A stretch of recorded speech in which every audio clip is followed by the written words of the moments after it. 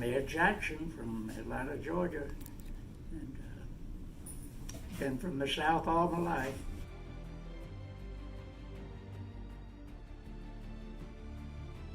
'97, is that right? 97. Yes.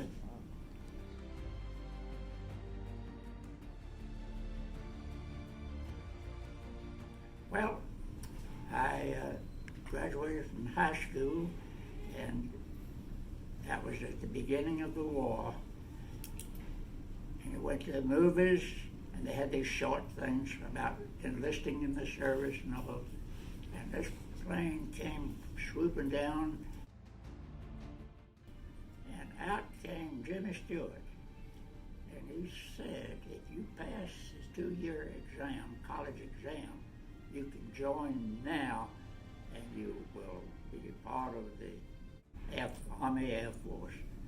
No more ever worrying about being drafted or anything. All you got to do is be able to pass the 2-year college exam when you are less than that. So that's the reason I became a pilot.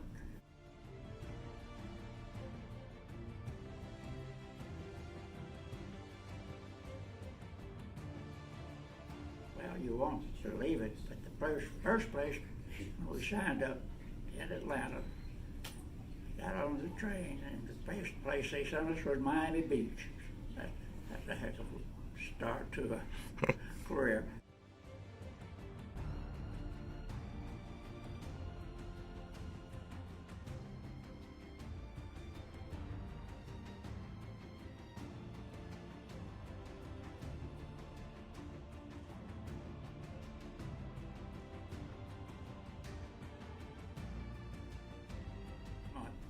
And they loaded us on trains and sent us around the country to colleges to really give the colleges some tuition money because they were losing the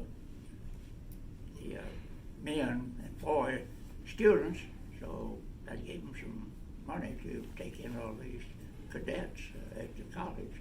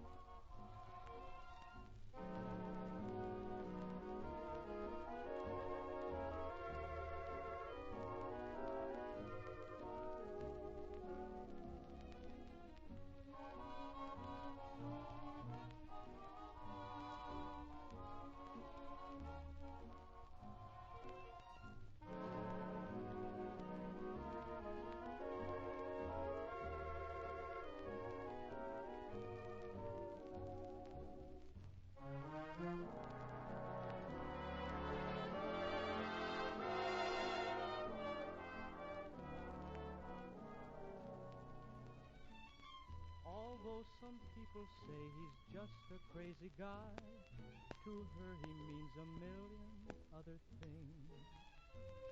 For he's the one who taught that happy heart of hers to fly. He wears a pair of silver. Stayed there 2 or 3 months for a little training and looking at the stars or whatever, and then we were then promoted out to the West Coast and around for real flying.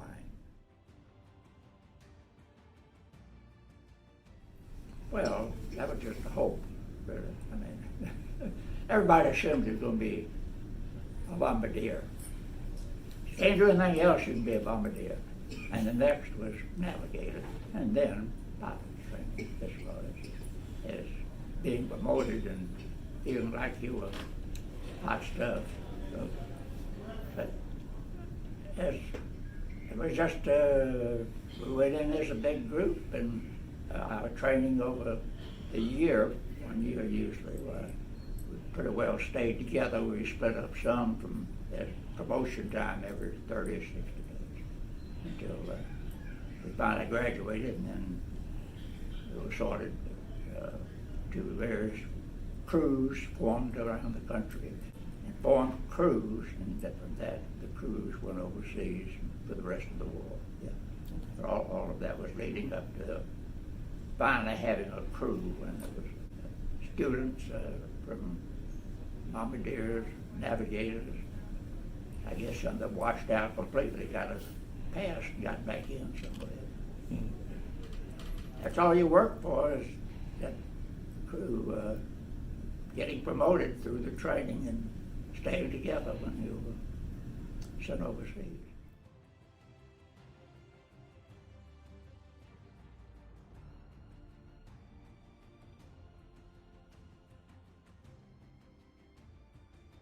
Oh, I wanted to, but I just dreamed of it. No, I was going to be a navigator. Okay.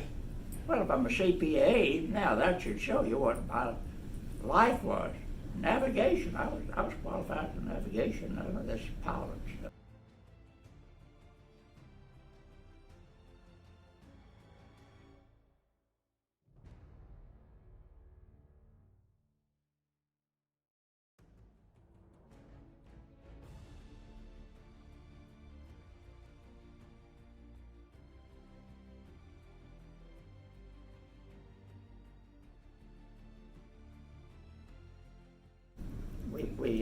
We practiced at the field after we were assigned one, and right. And I'm sure that we had a pilot fly with us. And, yeah, well, just ordinary things. You'd want to give them the experience of the radio and how it worked between fields and command and so forth. So there was regular training after you got there for a while. Various things.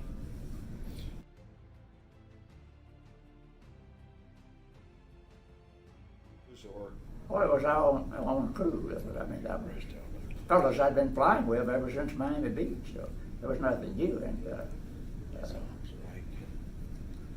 that was it. We would go fly the first mission and through, and usually there was one experienced person that would sat out that mission.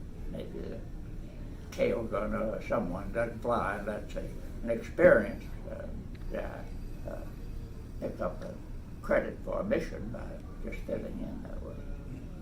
On the first mission, you usually had someone with you.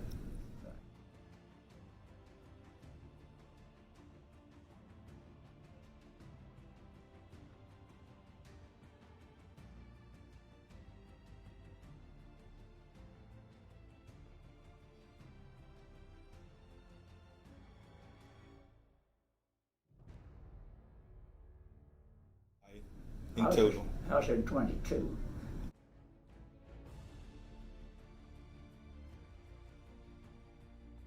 No, we weren't too happy with any of them. I don't know. Being forewarned about, obviously there's some that you knew were going to be heavily instead of being a small town for some reason that they got on the target list. But we remembered certain big cities and big operations that were worse than others, and you hated it when they pulled the screen back and you saw what your target for the day was. So when you went in the instruction room, until that time you didn't know where you were going that day. And it sat in the room, and the CO of the base would greet everybody and wake them up and pull the screen, and there it is. Everybody oohed and oohed. That was the way you got it, I mean. The CO showed you what. Well, the pilots and co-pilots were the ones that I was just talking about, because the enlisted men, gunners and so forth, and bombardiers usually had their own separate, they may after a brief period pull them over to finish with the pilot training, but they would start out with their own training group, particularly bombardiers. They would have studied the target and everything before they came over.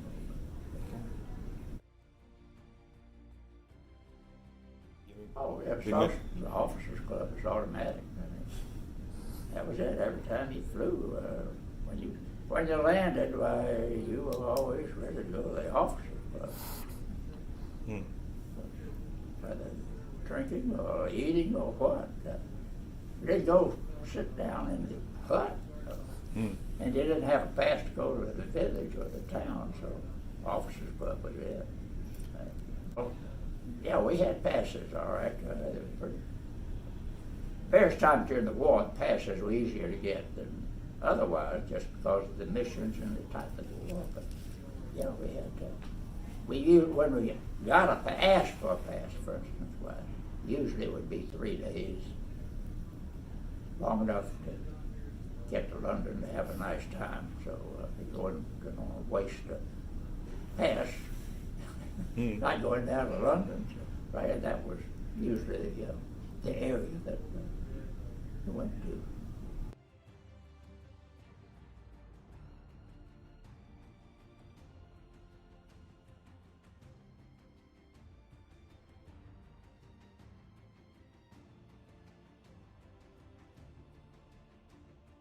Different. It was ordinary briefing and everything, and announcing where the target was, and I was to fly in the second plane as deputy controller for the entire mission. The leader was in the first plane. Then I rode in the co-pilot seat as second in command, and that was the only thing that was different from an ordinary crew and ordinary mission. The pilot, well, the co-pilot on the lead plane was replaced by the leader of the group, the colonel or whatever, and the co-pilot in the second plane, which was me, was we replaced an ordinary co-pilot.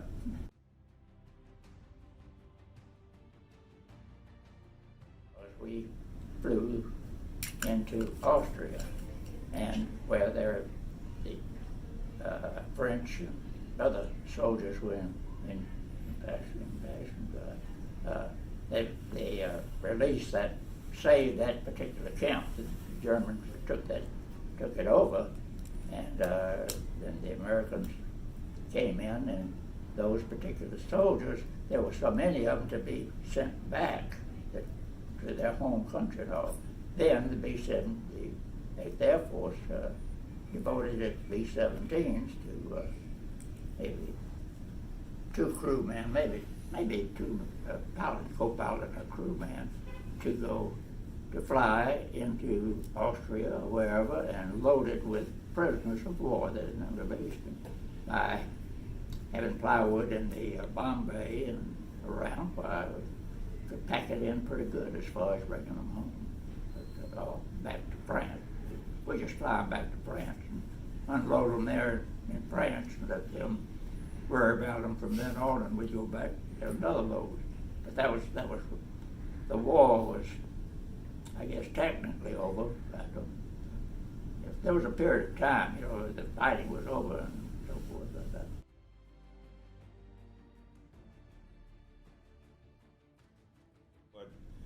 Well, no, they were very, very comfortable. Just about this size, a little narrower and a little longer, and with a stove right in the middle of the room there. I don't know whether, and it varied from hut to hut based on the personnel and the ranking. The colonel had a full one across the road from me, but maybe 8 to 1 down to 1 or 2 for the high officer.